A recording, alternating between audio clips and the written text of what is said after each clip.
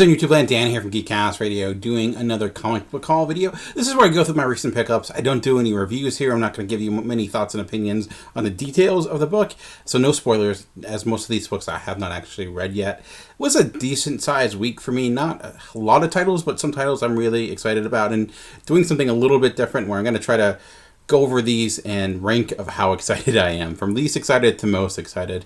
Now, when that matches up to how good they are, we'll see. But there are some books here that I am debating. Some that I did drop. If you watched my video last time, I talked about how I was debating about Avengers and Deadpool. If I would drop those, I did end up dropping Deadpool, but picked up another book to kind of balance it out. And then this, I have a couple books where one book that I was purposely going to try to drop but forgot to, and that's Venom. First Host number 3.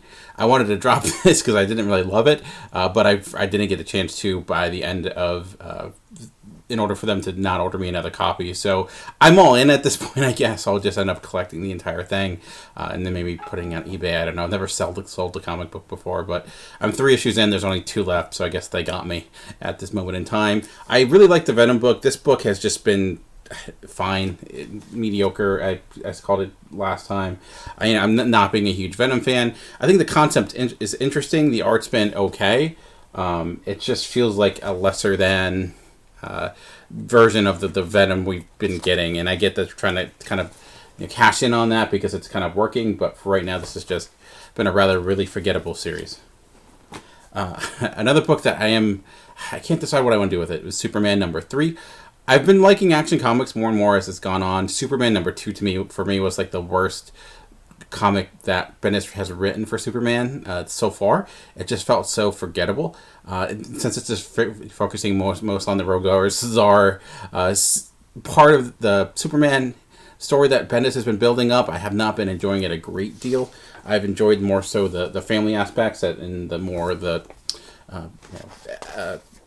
Daily Planet aspects and action. But hey, maybe this one will be a little bit more fun. I think Ivan Reis is on the art, which I've liked his stuff. I think he's a great artist, but the story itself has just been kind of fine. Nothing really remarkable, but we'll see. It's interesting because my story, you can definitely tell the interest in Superman and Bendis is drastically declining, because they used to be able to get any variant you want. I could pick whatever one I wanted. Now they just have the main title and that's it. And there wasn't that many of them. So I know there's a lot of hate out for this and people despise it. I don't. I'm just finding it okay. But I feel like it has potential to get someplace.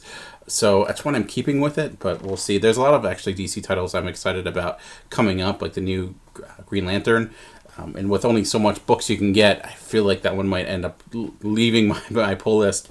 And I've really liked some of the new Vertigo series, Border Town, which I picked up last week, which was great. So it's some of these books that are just okay. I don't know.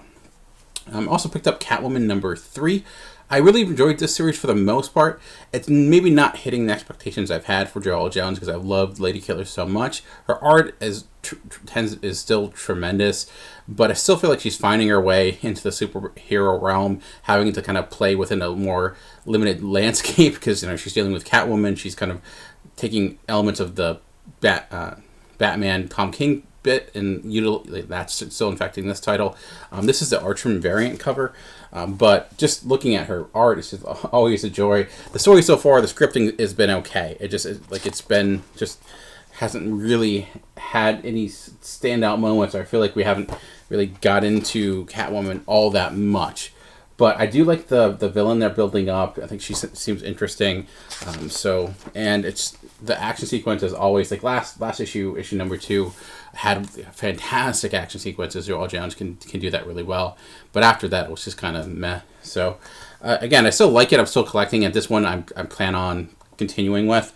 But I guess I went into it with such high expectations, just not quite there yet. Another book I went into high expectations last time it came out was Fantastic Four, and it kind of hit it and it kind of didn't. Fantastic Four is a challenging title to talk about, because I feel like what's really hurt it is the fact that it's been much talked about that the Fantastic Four didn't actually show up in the last issue, and apparently that's not the case here. And also feels like it's really undercut Marvel 2-in-1 a lot, and what we ended up, we had like a really potential solid Fantastic Four like in the making book, and it just seems like this has, they're sort of connected, but they kind of ended up just cutting the feet out of one another. So I still hope, I still liked the first issue. There were beats of it, and I felt like, you know, Dan Slott had the voice of all these characters, but I don't know. I'm just curious to see where the future holds, how they're going to kind of balance both those titles, because Marvel 2-in-1 is going on. You know, Future Solicits saw that it actually has not just Johnny and Ben, but Ben and other members of Fantastic Four. So how they balance those two, we'll see. But I'm curious to see where this goes. I hope that like it can kind of find its footing moving forward. Exiles is a book I've really enjoyed. I know many people haven't, but I've been a huge time Exiles fan. I just like this team that's been created. It's now kind of getting into some of the old Exile characters like Sabretooth and kind of melding those two. So that's been kind of fun. I will say this is on the new paper stock that Marvel's doing, which is really crummy, to put it lightly. It's really not good at all. It feels very, very thin, and like I feel like if I turn the page too quickly, the whole thing is going to crumble. Dunder Mifflin would not be happy with this paper quality. That's all I'm going to say. So that's kind of disappointing with the prices not changing. But I've enjoyed Exiles. It's not really, I think, a strong book to kind of get into if you're not a fan of the original series, even though it's a new team. But I do like Saladino Ahmed and I think this is the new artist, but this has been fun. So enjoyable.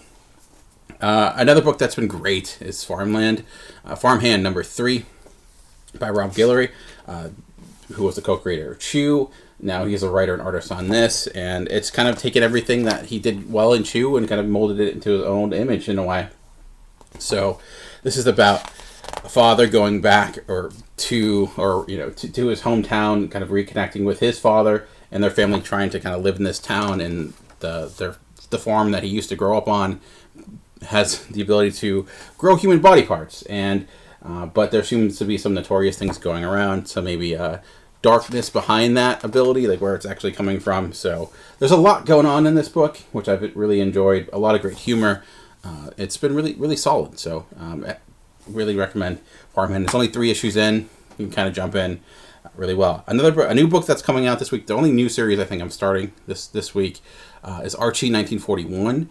I really enjoyed Mark Waid's relaunch of the Archie series way back when with Fiona Staples and then new artists that came in. He eventually left and new writers came on. And I thought he seems like the perfect person to write a book like this, Archie 1941. I've been loving, I was loving his Captain America run, and now kind of this old school of the day, Archie right before or in the aftermath of Pearl Harbor. I think this has a lot of great potential. It's only a 5-issue series, so that has me excited, and I'm glad that like Archie is not just doing. They've had a lot of great horror books, but they're kind of expanding that out and doing things like this. They can take the Archie name, and they've been really versatile. I think Archie, more so than any other publisher, shows how characters can be really versatile. You can use them in all different methods, from genre to tone to style. Archie has, we have Archie meets Batman 1966 right now. We have Vampironica, Jughead the Hunker, this regular Archie. There's a lot classic Archie going on. So it's Archie, I think, really takes, it's like the Swiss Army knife of comic book publishers. So I'm really excited. Hopefully that, that lives up to the potential of it. A book I've just been loving more and more with each issue is Amazing Spider-Man, with Force of Habit with Nick Spencer and Ryan Ottley. And I'm excited to see where this is going to be going. Ryan Ottley art is just made to draw Spider-Man, and the storyline has been fantastic. And Nick Spencer is like his style of writing is perfect. Like he's got that sense of humor, the jokes that are both bad and good at the same time. Kind of has a sense of the characters. His past experience with the Superior Foe is just starting to show as well. So I'm really excited with this. I hope, my only concern is that I hope this new Spider-Geddon, series that's coming doesn't just derail this, which often happens with series like this. It starts going really well, and then here comes a gigantic event, and now everything has to slow down, and everything gets kind of overloaded. Because even now, there's been like 5,000 SpiderMan titles, which I've not been reading. So that's my only concern, is that with that coming up, everything kind of shifts away and gets away from this first story, which I think this has got to be closing in on the first arc. And then I think after the first arc, I forget who comes in as an artist, but I think it's been fantastic. So one of the best Marvel books of fresh start, in my opinion, and it keeps getting better. And lastly, the book I'm most looking forward to this week is Hotland Lunch Special number 2 from Aftershock Comics. Elliot Rahul and Jorge Fenez. I love the first issue. It's kind of easy to say, but it's very much like a Coen Brothers movie in comic book form. It has that tone. It has that kind of combination of crime and characters, and taking place in like middle of America. So it's fantastic, and the art's been really fun as well. So first issue left off on a pretty solid cliffhanger. So I'm trying not to ruin that for me, but I thought the first issue did a lot to kind of build the background of this world, give us a sense of the characters, and also be just really entertaining. So now issue 2, I think that's where it can solidify it, or it could maybe take everything that was in issue number 1 and, kind of screw the pooch with it. I hope it's the former rather than the latter. I trust it. So I would highly advise picking up Lunch Special number 1 if you have not checked it out. It's one of the most promising new titles out there right now. People ask, what is a book to start reading? That's usually the first one I go to is Hot Lunch Special. So I was super excited that issue number 2 came out. It feels like forever since I've read the first issue, but I guess that's what happens when you only have a monthly comic rather than the bi-weekly or twice a month books. But not a huge week for me. That's pretty much it. There are some books I debated about getting, but considering I have Baltimore Comic-Con coming up at the end of this month, I was holding off expanding my pull list too much, so I just added one new title. I did add Friendos from Vault Comics, which is coming out at the end of this month. And also backed for the first time in physical form. I've gotten books off Kickstarter just in digital, but I backed a couple books on Kickstarter recently. One was called Milky, which I'm excited about. It's like this science fiction story of someone kind of going on a normal day, and then suddenly everything gets kind of weird. And I like those stories. It look promising enough. And I know with Kickstarter books, you never know. They're not non-professional, but sometimes they're done by professional artists. So I'm excited to see. I've never gotten a physical copy. I'm hoping it comes in good condition. I have a notoriously small mailbox, so hopefully I don't go in one day and suddenly see it's like crumbled up into small ball and like ruined. We'll see, but when that comes out, I'll certainly talk about it. And I've been keeping an eye on more self-published books. My comic book store doesn't have a lot of them. They don't tend to carry them, but kind of doing my own research looking for them. So if you're a person that does read a lot of self-published books, if you have a place you can point me to outside of Kickstarter, or just like scouring the internet and Twitter for people promoting their books, because sometimes there's some great stuff out there that's self-published, or digital comics are great. When you can find the right one, there's just so much of them. Obviously everyone knows the market is saturated, so it's just hard to find stuff that through that saturation. But yeah, I know I've been off with videos lately because of just craziness going on, so I've had a lot of time, but hopefully this week I'll get back to making more, and I'll have a lot of videos at the end of this month for Baltimore Comic-Con. My fellow Talking in Circles friends will be back, so we'll hopefully be doing some BB videos or podcasts regarding Baltimore Comic-Con. I put an article out about why I love Baltimore Comic-Con, which is, holds a special place in my heart a little bit. But that's it for me for this week. Just remember, comics are for everyone. The key is finding the right one. Until next time, thanks for watching.